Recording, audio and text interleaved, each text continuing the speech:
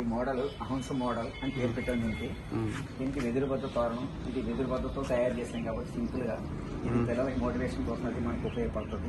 ఎక్కువ మంది పిల్లలు మోటివేట్ చేయడానికి అంతా వెదురుబద్ద తోరణం అంటారు వీటిని. మినీ తోరణం. ఇది తోరణంలో 2 రకాలు. ఇది మనం నార్మల్గా దీన్ని తోరణం కింద చేసుకోవచ్చు. దీన్ని అవసరం అనుకుంటే కుంచి కింద మార్చుకోవచ్చు. ఈ విధంగా దీన్ని కుంచి కింద మార్చేసుకోవచ్చు. దీన్ని కుంచి కింద మార్చుకోవచ్చు. పెద్ద కుంచి అవుతుంది అనమాట ఇలా మార్చుకుంటే. అట్ ద సేమ్ టైం మనం చూసినట్లయితే ఈ దండ మాల వివాహ వేడుకల్లో పూలదండలకు బదులు కర్పూర దండలు ప్లస్ వాటికి బదులు వీటిని వాడి అనంతరము చెట్లకు వేలాడదీస్తే ఒకవైపు పిచ్చుకల పరిరక్షణ జరుగుతుంది. ఆ జంట నిండు 100 ఏళ్ళు సుఖ సంతలో వర్ధిల్లుతారని మన పూర్వీకుల ప్రగాఢ విశ్వాసం అన్నమాట. ఎందుకంటే ధాన్యలక్ష్మి ఎక్కడ ఉంటే ధనలక్ష్మి అక్కడ ఉంటుంది. సిరి సంపదలకు ధాన్యలక్ష్మే కారణం. వివాహ వేడుకల్లో శుభ సందర్భాల్లో ఈ వీటిని ధరించి అనంతరం వీటిని చెట్లు వేలాడదీయమని మా హరిత వికాస్ ఫౌండేషన్ కోరుతుంది. మనం కొలిమేరులో ఈ సంవత్సరం ట్రైనింగ్ ఇస్తే కొలిమేరు పిల్లలు మా ఓల్డ్ స్టూడెంట్స్ కొంతమంది ఉన్నారు. వాళ్ళు అమ్మాయి చక్కగా ఈ తోరణ కర్ణాటక తోరణ అమ్మాయి ట్రై చేస్తే ఈ విధంగా వచ్చిందనమాట. ప్రయత్నం చేస్తే సాధించలేదంటే ఏమీ లేదు. ప్రతి ఒక్కరు కూడా మా ఫౌండేషన్ ఉచితంగానే ట్రైనింగ్ ఇస్తుంది. ఎవరి దగ్గర ఏ విధంగా తీసుకోదు. ఇది అరిటాక్ మోడల్ అన్నమాట. ఆకు అరిటాక్ చూడండి, మనకి అరిటాక్ ఏ విధంగా ఉంటుందో మనం భోజనం చేస్తాం. వివాహాల వేడుకల్లో అరిటాక్ వేస్తారు కదా, ఆ అరిటాక్ మోడల్ దీన్ని పేరు పెట్టాం. సేమ్ చూస్తున్నట్టు అరిటాక్ లా ఉంటుంది అనమాట చూడడానికి ఇది. అందుకని దీన్ని అరిటాక్ మోడల్ అని చెప్పాం మనం. చూస్తే ఇది పక్షులు తినడానికి కూడా ఇలా వేలాడి తినడానికి కూడా చాలా ఈజీగా ఉంటుంది.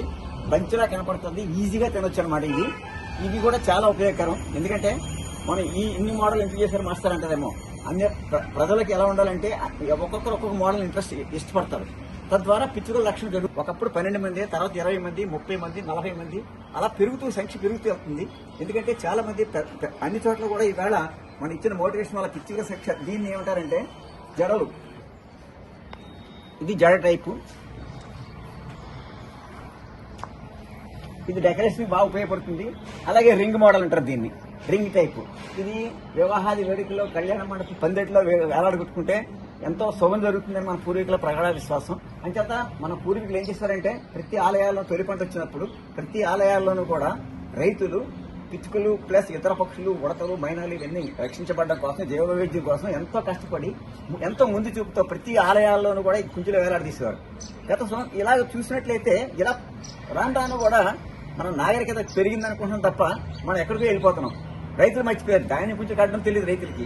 మళ్ళీ మన హరిత వికాస్ ఫౌండేషన్ 2014లో ఎన్సూరంలో స్టార్ట్ చేసినప్పుడు, తర్వాత ఎన్సూరం ఇలాగ తొండంగి హై స్కూల్లో కూడా మన పిల్లలకి ట్రైనింగ్ ఇచ్చి అప్పటి నుంచి కూడా నేను ప్రయత్నం చేస్తున్నాను. జీవ వైవిధ్యానికి మే 22 ప్రతి సంవత్సరం కూడా నన్ను ఆహ్వానిస్తారు. నేను ఆ రోజు వెళ్తాను. వెళ్ళి ఇలాంటి కుర్చీలు తయారు చేసి అక్కడ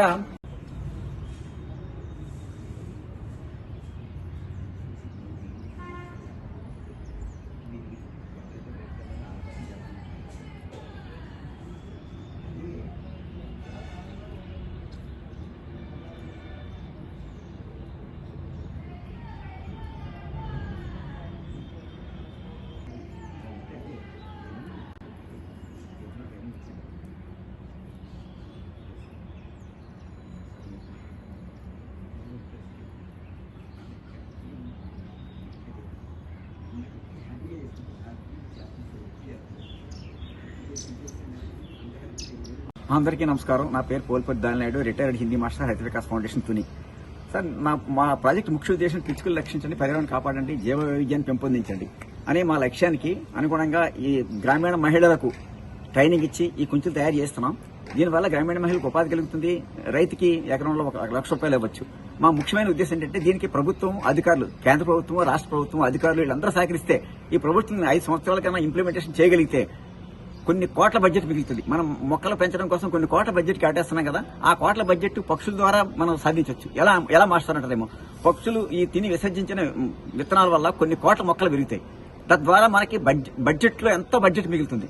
అలాగే నా ముఖ్య ఉద్దేశం ఏంటంటే అసెంబ్లీలో గౌరవ సభ్యులకి 175 మంది సభ్యులకు, అలాగే మోడీ గారి 75వ జన్మదిన సందర్భంగా ఆయన చేసిన దేశ ఖండాంతరాల్లో భారతదేశ కీర్తిని వ్యాపింపజేసిన ఒక ముఖ్యమైన వ్యక్తిగా ఆయనకు పార్లమెంట్ లో ఎంతమంది సభ్యులుంటే పార్లమెంట్ సభ్యులందరూ కూడా ఈ ధాన్యపు కుంచులు ఆయనకు కానుక ఇవ్వడానికి నేను రెడీగా ఉన్నాను.